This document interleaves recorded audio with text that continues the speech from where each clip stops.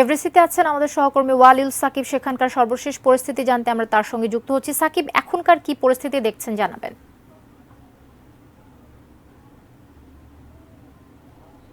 আসলে কিছুটা উত্তপ্ত পরিস্থিতি বিরাজ করছে। যদিও আমি কিছুক্ষণ আগেও জানাচ্ছিলাম যে আসলে পরিস্থিতি পুরোপুরি শান্ত হয়নি, কারণ এই যে গণমাধ্যম কর্মীদের উপর হামলার ঘটনা, এই ঘটনার পর থেকেই কিন্তু গণমাধ্যম কর্মীরা এখানে অবস্থান নিয়ে আছেন।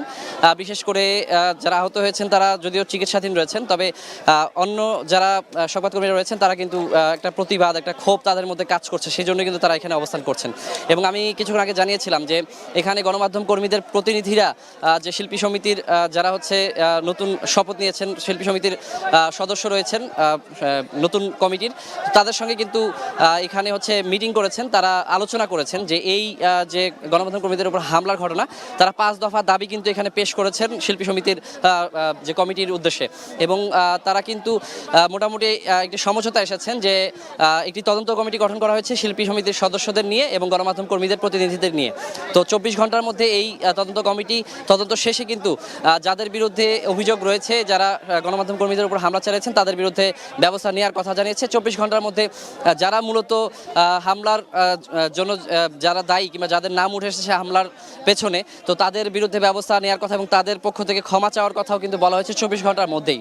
এবং আমি যদি দাবিগুলো বলতে চাই, যে প্রথমত যে এখানে খল নায়ক শিবা শানু চৌধুরী, এছাড়া হচ্ছে জয় শাহরিয়ার এবং আলেকজান্ডার বো ছাড়াও যে আরও শিল্পী সমিতির যারা সদস্য রয়েছেন এবং বিভিন্ন অভিনেতা, খল অভিনেতারা রয়েছেন, তাদের বিরুদ্ধে কিন্তু অভিযোগের তীর যে তারা গণমাধ্যম কর্মীদের উপর একটি ভুল বুঝাবুঝি থেকে বাকবিতণ্ডার জেরে কিন্তু তারা সংবাদকর্মীদের উপর হামলা চালায়।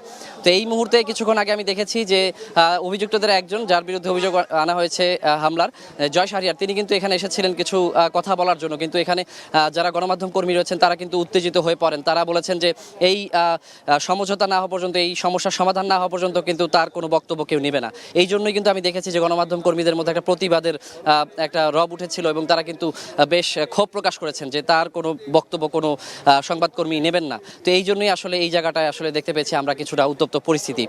তো যেহেতু আমরা জানি যে মিটিং করে সর্বশেষ 24 ঘন্টার মধ্যে তাদের যে সিদ্ধান্ত জানানোর কথা এবং এই যে যারা অভিযুক্ত রয়েছে তাদের বিরুদ্ধে ব্যবস্থা নেওয়ার কথা, তো এই জন্য কিন্তু এই মুহূর্তে আসলে 24 ঘন্টা অপেক্ষা করতেই হবে। আমরা যে এই সমস্যাটার সমাধান কোন দিকে যায়, তো সেই জন্য আমাদের আরও অপেক্ষা করতে হবে।